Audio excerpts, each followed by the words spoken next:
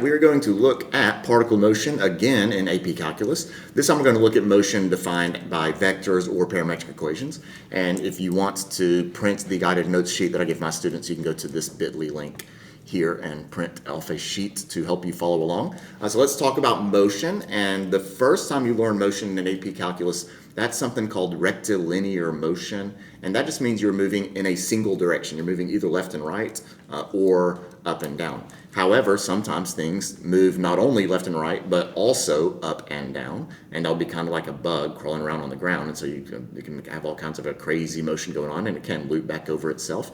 And in those cases, you would actually describe the motion parametrically or in the form of vectors.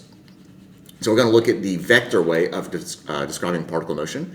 And it starts off, and a lot of this is going to be pretty intuitive because it's very closely related to what you already should know. And we will start with a position vector. We will have some x-coordinate and some y-coordinate at some given time t. And if that's the position, the velocity vector, it's simply the derivative of each of those components. And the acceleration vector, as expected, would be the second derivative of each of those components. So there are your vectors for position, velocity, and acceleration. And again, it's kind of what you would expect based on what you know about rectilinear motion. Now, when we're talking about direction of travel, again, it's pretty similar to what you should already know. If something is moving left or something is moving right, then we would need to know something about the velocity because the velocity does indicate direction. So we're looking at the velocity vector here. But if you're moving to the left, your x's will be decreasing, and if you want your x's to be decreasing, that means we're moving left, then you need the derivative of your x position to be less than 0. If something's moving to the right, that means your x's are increasing, which means you would want your derivative of position, of your x-coordinate of position to be positive. Similarly, if you're moving up and down, we are now changing our y's. Moving up, you want the derivative of your y component to be greater than 0. And moving down, you want the derivative of your y to be less than 0. And I think that makes sense. We're not like saying anything earth-shattering here. You want something to increase or decrease. You need that thing's derivative to be positive or negative. Now, we're going to change things just a little bit with speed. Now, you should know that speed is always the magnitude of velocity. So going back to rectilinear motion, if your velocity at time 3 was, I don't know, -8, then your speed has an S, doesn't it? Then the speed is actually 8. The negative simply indicates which way you're moving, but the raw speed is always a positive value, and it's the magnitude of velocity. That's no different when we're dealing with vectors. It's still going to be the magnitude of velocity, but now my velocity is not a single simple equation. My velocity is described parametrically. So your velocity would be the vector x prime of t, y prime of t. And if you think back to vectors from pre-cal or algebra 2, the magnitude of a velocity is its length, which we find by using the Pythagorean theorem. So the magnitude of the vector, the magnitude of velocity is still speed. It's just a little bit uglier now, but that is how we find speed with parametrically defined motion or vector-defined motion. And then let's talk about when the object is at rest. Now this is a little bit more complicated again than it is with rectilinear motion, because if you want something to be at rest, it cannot be moving in either direction. And so you just want to be sitting there and not moving either left and right or up and down. So we need to make sure that neither your x nor your y are changing, which means their derivatives need to equal 0 simultaneously. And maybe I need to put that in here, simultaneously. That's beautiful handwriting. And so that's one way to find when an object is at rest, and usually that's the way we will need to go, is find when both of those are equal to 0. However, you can consider that if you're at rest, then your speed is 0, so you could actually take your speed vector, or your speed formula, which right here, the magnitude of velocity, and you could actually set that ugly thing equal to 0. The problem with that is that usually creates something that's pretty difficult to solve by hand. So if it's a non-calculator question, you'll probably want to go with setting each of the velocity components equal to 0 and finding the time t that they both equal 0. Total distance is this formula. And it is simply the arc length. The length of the curve is the total distance. And so if you remember your arc length formula, that's how we're going to find total distance traveled. And that kind of makes sense because the way parametric motion works is like you're looking down, like I mentioned earlier, at a bug crawling around. And if the path of the bug looks something like this, and you want to know exactly how far the bug has traveled, you're going to grab that graph and stretch it tight and just see how long it is. And that's the same thing as arc length. So arc length will give you the total distance traveled. And then the last thing, I think before an example, yes, the last thing that we're going to look at is how to find the displacement. And so to find displacement, you need to know where you start and where you finish. And your displacement is a vector. It's not just the distance between final and initial. Your displacement is a vector, and you simply find the change in each of the position components. So where we finish minus where we start for the x, where we finish minus where we start for the y, and your displacement will be a vector, so keep that in mind. It's not just the distance traveled, or the net change in position, I guess. The answer will be a vector. So let's look at some examples. That was a lot of just generic notes, and a lot of times things click a lot more easily if you actually look at an example. So let's look at this one. We have an object traveling through a coordinate plane. Here is how the motion is described. Now, they didn't write it in little vector pointy bracket things. Many times, I'll even say most of the time, they'll probably write it like this, where they give you your x component and your y component separately like this.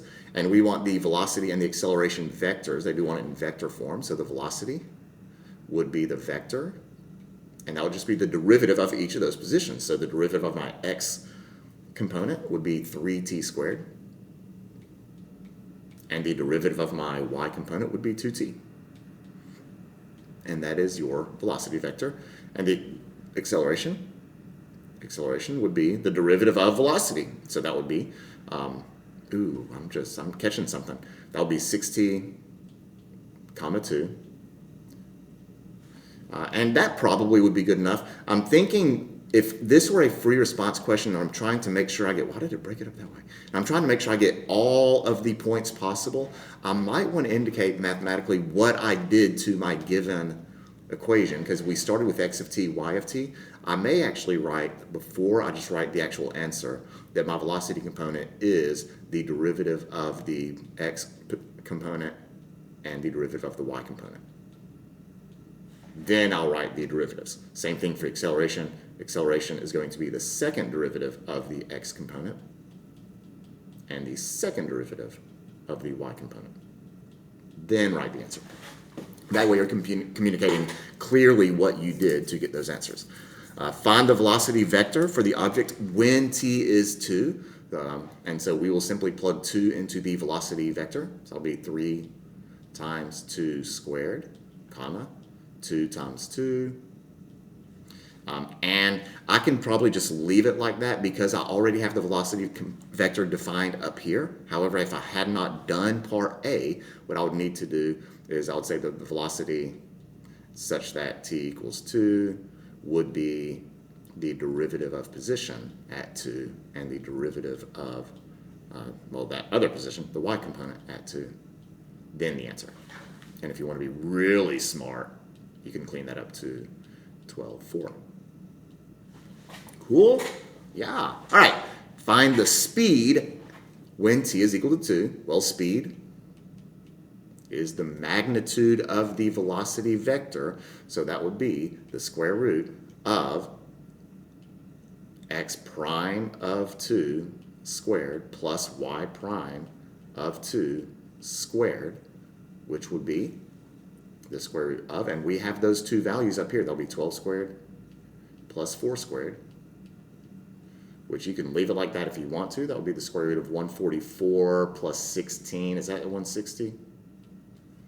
Which would be 4 root 10, I think. Okay, that's dangerous. You shouldn't do that because what if you made a mistake? And so on a free response question, if I chose to clean it up for some silly reason, I would cross out until I have my unsimplified all numeric answer. And also something I just caught as I was writing all this, I should probably say this is a speed at t equals 2, because the way I wrote it right here makes it look like this is always the speed, and this is more specifically the speed when t is equal to 2. So maybe I should write speed at t equals 2 is that. There we go. Okay, the distance traveled. Distance traveled, okay, that again, we're going to need to use a calculator for this. The distance is very close, similar to the speed setup, only distance is your arc length. Arc length, which arc length is, if you didn't notice earlier, it is the antiderivative of the speed in generic form. So it's going to be x prime of t squared. I said that really jumbledy, and I cannot write today. X prime of t squared, there we go, plus y prime of t squared. We are doing this from 0 to 3. And then we would throw that in the calculator. So let me get my calculator set up and ready for that. As I started going to my calculator, I realized that I don't need to store anything in my calculator. These are very, very clean functions. So I'm going to just go ahead and find the derivative.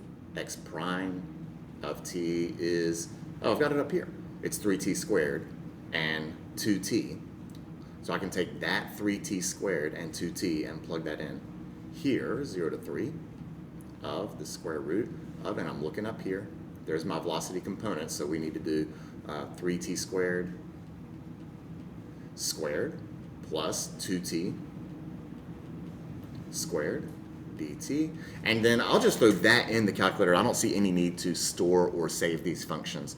And I started to, but you can see right there, I defined my x of t, then I realized it really wasn't necessary. So let me punch it in really quick. Okay, and here's what I got. I punched it in twice. First time I just hit the enter button and I got this ugly answer. You can write that down if you want to, and that wouldn't be crazy difficult to write down. But on a calculator active question, readers are probably looking for the decimal approximation, so it makes things a little bit easier for the reader and probably easier for you too, just to write down the 3 decimal answer, which would be 28.728. So I'm going to write that down, 28.728. And then, when is the object at rest? That means we want to find the times that both x prime of t, we want to make sure the x's are not moving, and, why did I swap to green? Whatever. And we need y prime of t to equal 0 at the same time. So, and I can actually look up here, here's x prime right there, this is y prime, so I can look up here and see my x prime and y prime components. So I need 3t squared to equal 0. That happens when t is 0. And since that's the only time that my x component is not changing, that my derivative of x is 0, then that's the only possible time that we could be at rest. And so I'm going to see, is my y prime component, when does that 2t equal 0? That also equals 0 when t is 0. And so we would be at rest. Therefore, we are at rest when t is equal to 0. And if you wanted to write an explanation, you could say because x prime of 0 and y prime of 0 both equal 0. That's a typo. Y prime of 0. That is a bad 0. There we go. So there's that one. That was a fairly nice one. The equations weren't too ugly.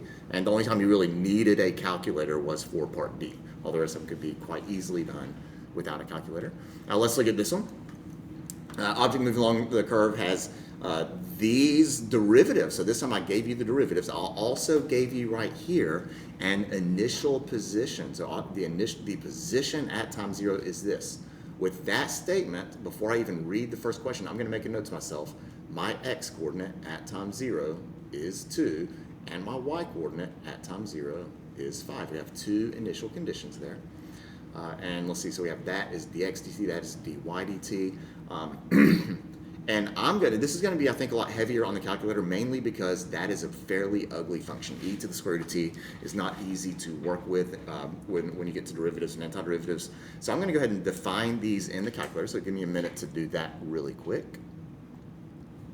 There, I just stored them. And something to keep in mind, you can store things as dx and dy, so it makes it a lot easier for me to keep this straight. So in my calculator, I'm typing it as a derivative. It makes it easier for me to keep it, not get this confused with position. So I have those stored now, and let's look at A. Find the y coordinate at time 3. So this question is asking for the y coordinate at time 3. And this is a fairly common question when you get to vector motion. And if you look at what we have here, we know the y coordinate at time 0. I know where we started. I need to find out how much did y change between 0 and 3. Because if I can find out that maybe y increased by 6, then we'll finish at 11. If y decreased by 2, then we would subtract 2 from the initial spot. And we find the amount of change in y by doing the antiderivative from 0 to 3. From 0 to 3. Goodness, brain fart. Of the change in y, which is e to the root t, dt. That tells you how much y changed, and I simply need to add that to my initial y coordinate. So this is your net change theorem. I'm going to write it down just like that, and then in my calculator, I will punch that in. So I'm going to do that in just a second. Okay, I'm going to have to backtrack. The calculator doesn't like me to use dy and dx because d does have other meanings, and so I'm going to have to do something else with how I define my functions. And instead of saying dx and dy, which, man, I wish that worked, and I should have caught it, because when you store something in oh, I know what I did. Holy cow. Wait. I'm sorry. I'm wasting all this time. So my mistake. So you can use dx and dy. My mistake was I forgot to type the colon before the equal sign. So that I should have noticed earlier when it did not say done, because if you store something correctly, it will say done. Now I can go back up and copy this entry, move my head out of the way, enter, and hit Control Enter to force the decimal, and we're getting 15.275 for the final position of y. 15.275. And if you use an Inspire, sometimes it will pop up an error message. Usually that's just asking you to be careful about domain. This time it's saying they used an approximate arithmetic method. But you don't need to worry about that. As long as you plug it in correctly, these calculators will give you the right answer for questions on the AP exam. Find the speed of the object at time 2. Okay, well, speed is the magnitude of velocity, so it'll be the square root of the velocity x prime of 2, so magnitude of velocity vector is this. And I will punch this straight into the calculator. And keep in mind, they gave us dx and dy. So when I punch this in the calculator, it's going to be the square root of dx of 2 squared plus dy of 2, squared. Enter. And, oh, that's pretty clean. That's pretty clean. I might write that down, e to the root 2, because that's not too bad. I should have hit Control Enter. I kind of do that usually by default. So I'll go with the decimal answer, 4.113. But that's all you have to do, 4.113. And last question. When is the object moving to the right? Moving to the right means you want your x's to be increasing. We want x prime of t to be greater than 0. And if I want to know when any function is positive or negative, I'm going to consider first when is that function equal to 0, because the zeros will separate your positive and negative intervals for a continuous function, which x prime to t squared minus 4, I can do this without a calculator. We can do this without a calculator. T squared minus 4 equals 0. We get critical numbers at 2 and negative 2. That is when the x prime is equal to 0. Now I'm going to go number line, which, keep in mind, on the AP exam, number line is inadmissible for work shown. And I must have been writing this question fairly quickly, because typically, let me go back up here and see if I put it in here. Oh gosh, what's it doing? Go back and read the question. At any time. Okay, there it is. So we only want t to be greater than or equal to 0. So I was looking for that. We generally don't go back in time. And so we're going to start at 0. I don't care what's happening over here. And I need to figure out when is this function going to be positive or negative, when is the derivative of the x coordinate of position positive or negative. We'll pick some test points. I'll pick 1. I'll pick 3. And I need to actually write down, I'm evaluating x prime of 1, which would be 1 squared minus 4, that's negative 3. That's less than 0. If I plug 3 into the x prime function, we get 3 squared minus 4 is 5. That is a positive value. And we are moving right whenever that is positive, whenever the x derivative is positive. So it moves right. Oh, it's like night. on the interval, I'll say 4, all x is greater than 3, because x prime of t is positive. And there we go. So it took a little bit longer than I wanted, maybe because of my blunders on the calculator. Hopefully that makes sense to you.